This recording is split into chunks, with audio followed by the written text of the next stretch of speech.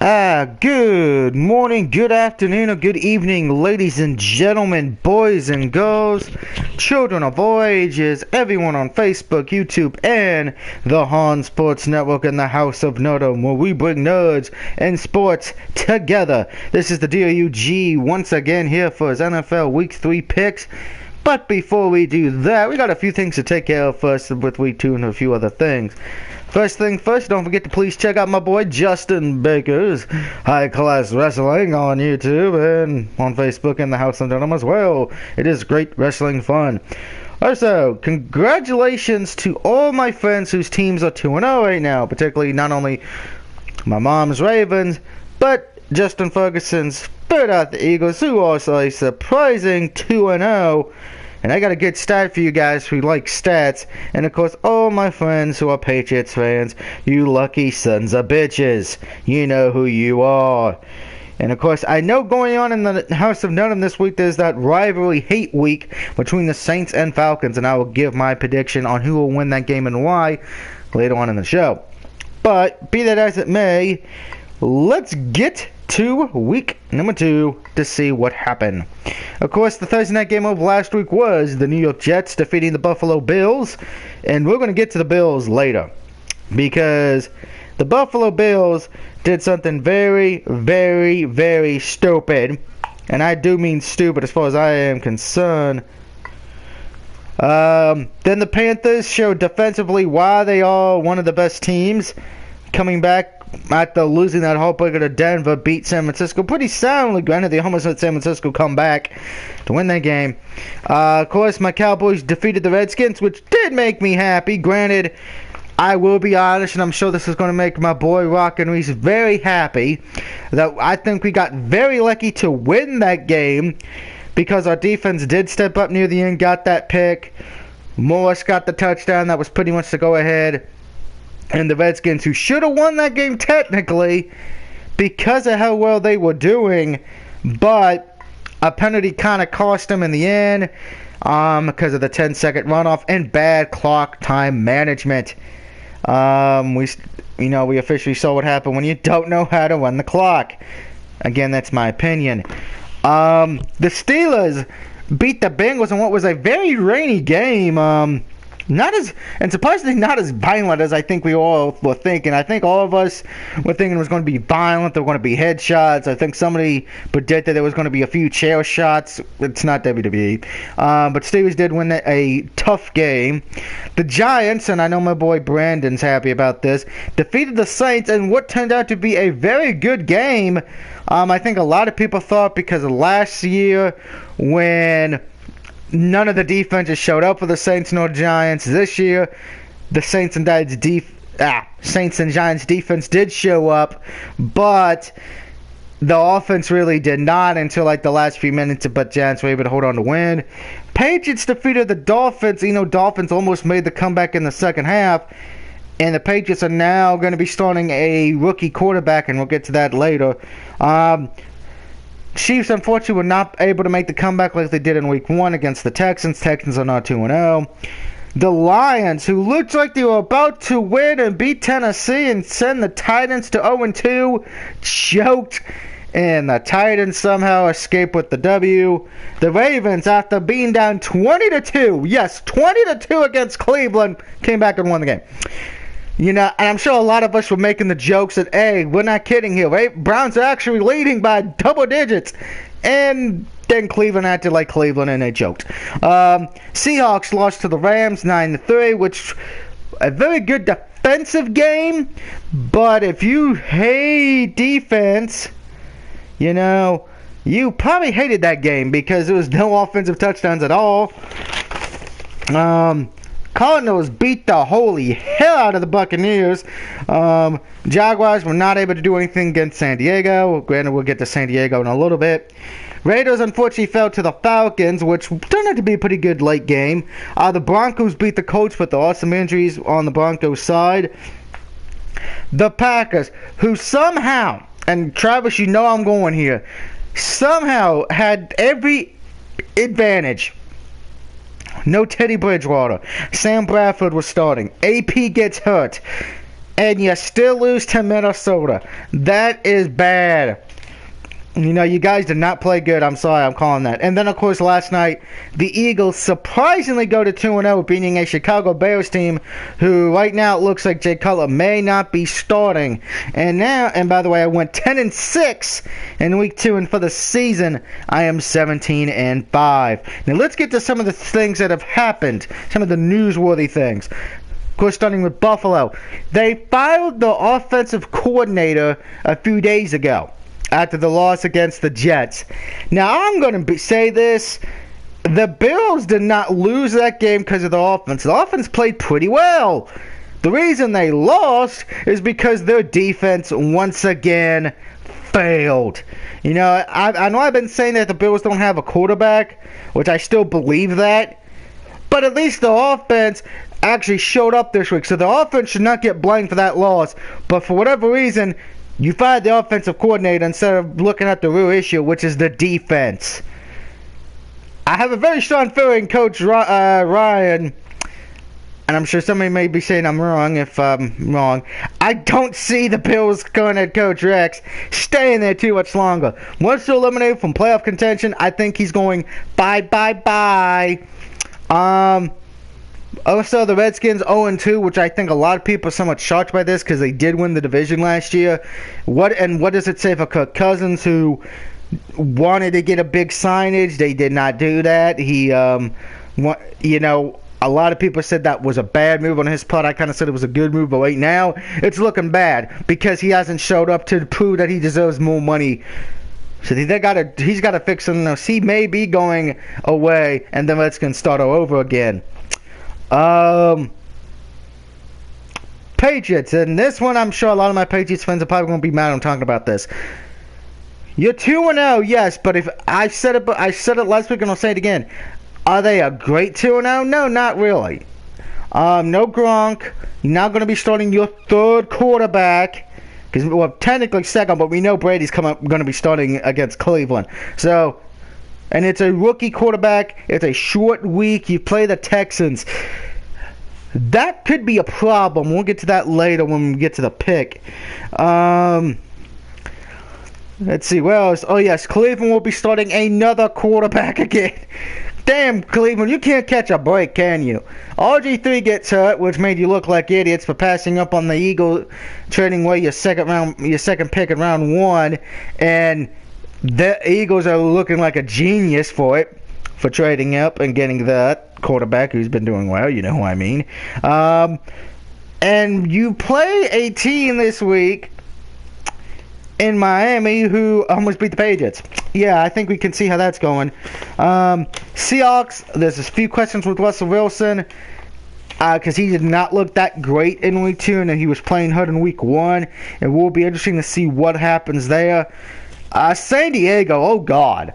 You're 1-1, which, hey, that's a good thing, but you lost your number 1 wide receiver, and then, oh yes, you lost your damn fucking running back for the year as well. So you just cannot, I repeat, cannot catch a break right now. You look like the land of the walking dead when it comes to injuries. That may bite you in the butt, and unfortunately, it would be kind of disappointing in the sense because, I'm not picking San Diego to do anything. It is kind of sad that is happening in a sense. And then, of course, the Broncos, who did win. Granted, there is a few injury problems there as well. And then, of course, last night, Jay Cutler of the Bears ended up getting hurt, missed the rest of the game with a thumb injury on his throwing hand, it looks like. And, of course, AP is out as well right now. A lot of running backs out. And just for your little fact of the day, and it's with the Philadelphia Eagles. The Eagles are 2-0, with each win being by at least 14 points. The last 13 teams to start 2-0 with a pair of wins by at least 14 points made the playoffs, with the last to miss being the 2003 Bills. The last time the Eagles started 2-0 with a pair of wins by at least 14 was in 1980 when they lost to the Raiders in the Super Bowl. That's what kind of good news, because you think, oh, Eagles will go back to the Super Bowl. But there is some bad news with that, however.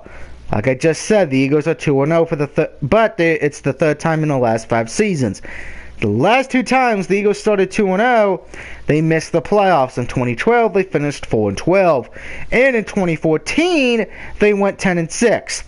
But before that, there was the 2-0, was in the 2004 season, when they went 13-3 and reached the Super Bowl before losing to the New England Patriots. So keep that in mind. By the way, the rookie quarterback for the Browns is Cody Kessler. So, of course, Adrian Peterson had the torn right meniscus. So, and Danny Rogers tore his ACL, and he's out for the year. So, and by the way, the Seahawks were fined and had to forfeit a draft pick.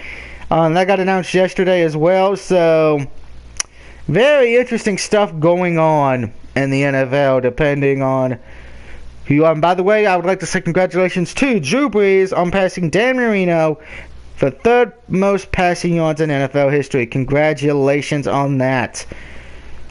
Now, let's get to my picks. Note these picks, mostly my opinion. You know, I'm sure some people would disagree with them, but hey, that's the way life goes sometimes. And here we go. Game 1 this week is a Thursday night rivalry game. I think all the Thursday night games are rivalry ones at this point. It is the Texans taking on the Patriots. Short week for both teams. There are a lot of questions with the Patriots on this one. They almost did blow it against Miami after the injury to Jimmy Garoppolo, who probably we won't be seeing him on the field again unless Tom Brady gets hurt. So the Patriots are playing now with house money because they were expected to go 2-2 anyway. You're starting the rookie quarterback. No real information on Gronk yet because he's missed the last 2 games due to injury.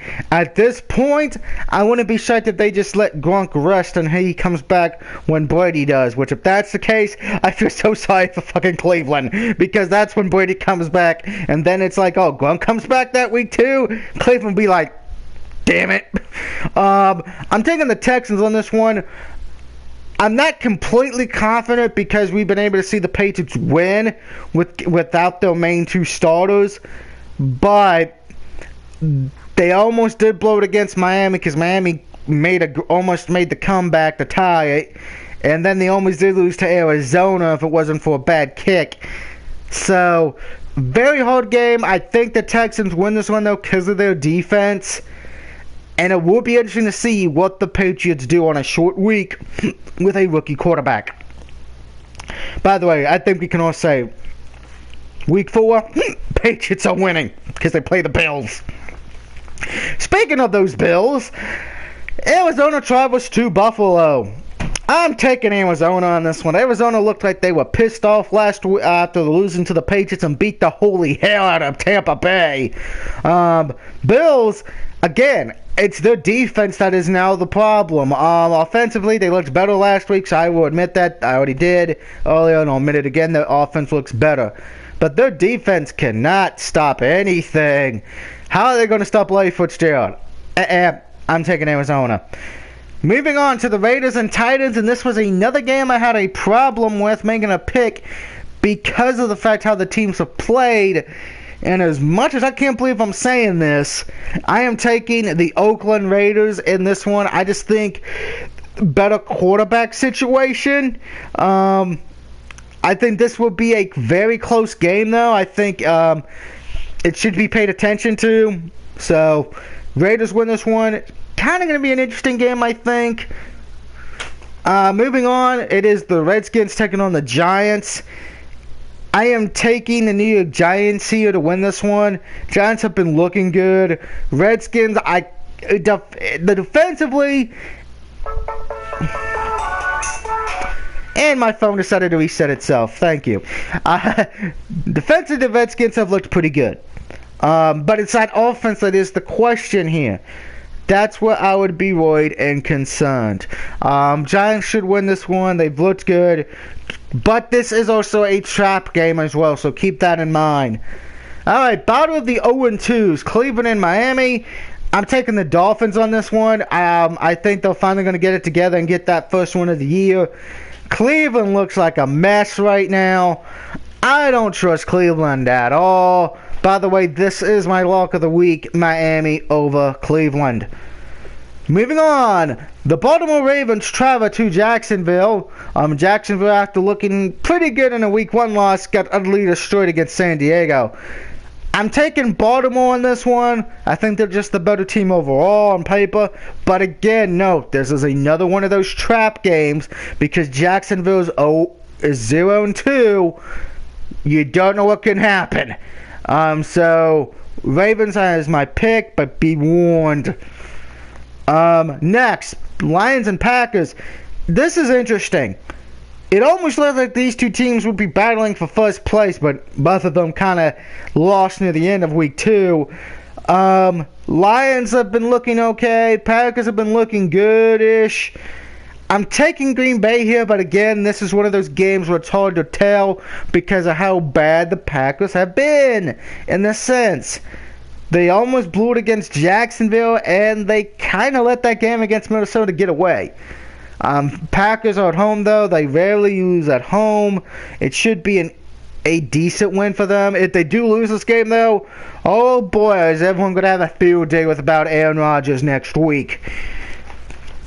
Moving on, it is the Broncos taking on the Bengals, and this is my upset pick of the week. Bengals over the Broncos. I think the Broncos are going to be in trouble here a bit because Ware's going to be playing hurt. Denver, they have looked good defensively and offensively. I think this is going to be a very good test for them. Bengals need this win to stay alive in the division because the division's very good because Ravens and Pittsburgh are 2-0 right now. I think Bengals get it together and they win this week going to 2-1. I know Bengals are at home, so I know a lot of people be like, well, what's the upset? Look at Denver's defense. Look at what they've been able to do with a quarterback that doesn't have experience.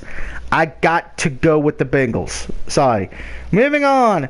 The Vikings travel to North Carolina to take on the Panthers. Panthers, after pretty much showing that they are back, beating the 49ers last week, and the Vikings are a surprising 2-0. And if you were to tell me the Vikings would be 2-0 without Teddy Bridgewater and AP being hurt, I would have said BS. But they are. But I think that stops here. Panthers win this game because of their defense once again, and Cam Newton acting like Superman. Sorry, Vikes. I got you going 2-1. Moving on to the next game, which was another difficult game. The Rams at Tampa Bay. Both teams kind of asking themselves, who are we? Rams, after getting blown out by the 49ers in Week 1, beat the Seahawks, but they still have not found the end zone. As a matter of fact, I believe they are the only team who have not got an offensive any kind of touchdown for that matter. While the Bucs, who did get a lot of points in Week 1, only got a touchdown this past week. I am taking the Buccaneers here, but again, this is one of those games where it's hard to pick because of how the teams are. Would I be shocked if the Rams won this game? No, not really. Granted, I think they're going to need to get touchdowns to win this week, but I wouldn't be shocked if they won. But I'm going to take Tampa Bay. I think they bounce back and get a W. 49ers and Seahawks, another tough one. And this is mostly because of the offensive questions of the Seahawks with Russell Wilson. We know he's kind of playing with a bummed ankle. Anybody who saw the game against Miami in Week 1 or last week against the Rams, you could tell he's not 100% healthy. And for that reason, as much as I don't want to do it, I got to pick the 49ers here. I cannot take a quarterback in Seattle. I do love Russell Wilson. He's on a few of my fantasy teams. But he's not healthy. He's not playing 100%.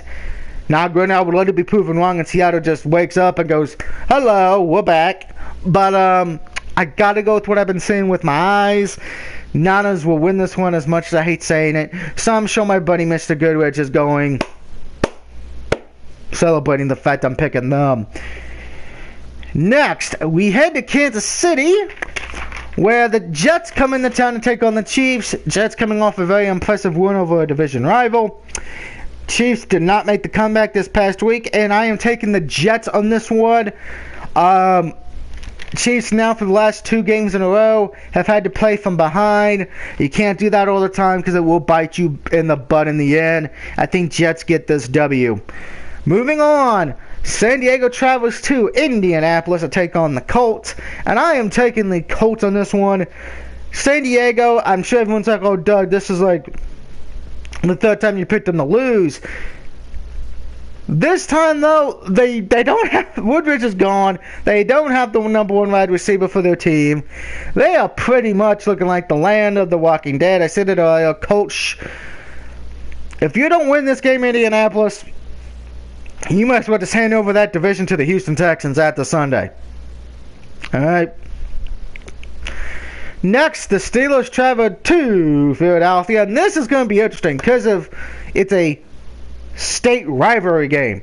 Of course, I know everyone in Honda are Steelers fans, and I know Ann and the Ghost of Testa will be watching this game because they're Steelers fans, and I know my buddy Justin Ferguson will be watching because he's an Eagles fan. This is a real test for the Eagles offensively because of the fact that they're going up against a playoff team from last year. They're going up against a team that will most likely be a playoff team again this year. And the Eagles defense will be tested because of how good the offense has been for the Steelers. This is bragging rights for the state. One of these teams will be going 3-0, and I'm taking the Steelers to go 3-0. I just think overall the experience edge of the Steelers, offensively and defensively, will be the edge in this game. But Eagles have nothing to be sad about. They would be 2-1 if they do lose. Nothing wrong with that. Sunday night, the Chicago Bears travel to Dallas to take on my Cowboys. Okay, we know I'm taking my Cowboys here. And surprisingly, what I think, and this is what worries me a bit, a lot of people are going to be taking Dallas because of how bad Chicago's looked. And Jay Cutler being a question mark right now. Even the guy on First Take, Stephen A. Smith, is probably having to swallow his hatred of Dallas and is probably going to be picking Chicago. And I'm even sure my buddy Rockin' Reese will be doing, well, as much as he hates saying it, he'll probably be taking Dallas to win this one as well. So it does worry me when I know the haters of Dallas will be picking the Cowboys. It worries me a bit. Plus, we got the rookie quarterback and running back, which Ezekiel has been playing well. Again, I understand why they benched him last week and near the end of the game because he did fumble the ball twice.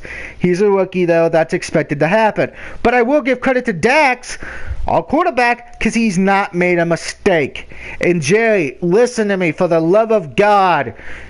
Do not bench Dax when Tony comes back. We're doing well here. Do not be stupid. Do not say when Tony Romo's healthy, we're putting Romo back. Don't do it. Do not rush Tony. Let Tony take as long as he needs. Okay? Only put Tony in if Dax gets injured. Okay? Leave Dax alone and let us play with him. Okay? We can win with him. I'm begging you. Okay, enough of the begging. Moving on to the Monday night game. It is the rivalry game, hate week, as somebody's been calling it in the House of Nerdum, and I'm sure everyone in the House of Nerdum wants to know who I'm picking in this game because there's a lot of Atlanta fans and there's a lot of Saints fans. Atlanta coming off a very good win in week 2. The Saints are 0-2, needing a win to keep playoff hopes alive because, as we know, teams that start 0-3 don't really have a great chance of making the playoffs. And I'm taking the Saints on this one, guys. I just think they finally get a W this week. And they need a win, not only to keep the play, not only to somehow be 1-2 and, stay in that hunt, but if they lose this game, they would be 0-3 in a division where Carolina, Tampa Bay could be 2-1. And Atlanta would be 2-1 as well now if Atlanta beats the Saints. Saints need this win badly. If they don't get it, the writing could be on the wall for the Saints and they're going to figure out what the hell to do in week 4. So just as a recap, my picks are Texans, Cardinals, Raiders, the G-Men of New York City, the Dolphins, the Ravens, the Packers, the Bengals, Panthers, the Buccaneers, the 49ers, the Jets, the Colts, Steel Curtain, aka the Steelers, my Cowboys, and when the Saints go marching in. Who do you think will win this week? Do you agree with my picks or disagree? Let me know in the comments. Please remember, if you so wish, to hit that like button. If you want, or you can hit the dislike button. It does not matter to me whatsoever, as long as you had fun and we have a good conversation, and as long as it doesn't turn into a heated argument. So I will see you next time for either Resident Evil 6, Wolfenstein the Old Blood, or my Week 4 NFL predictions. Until then, good luck to your team this week, and I'll see you next time, folks.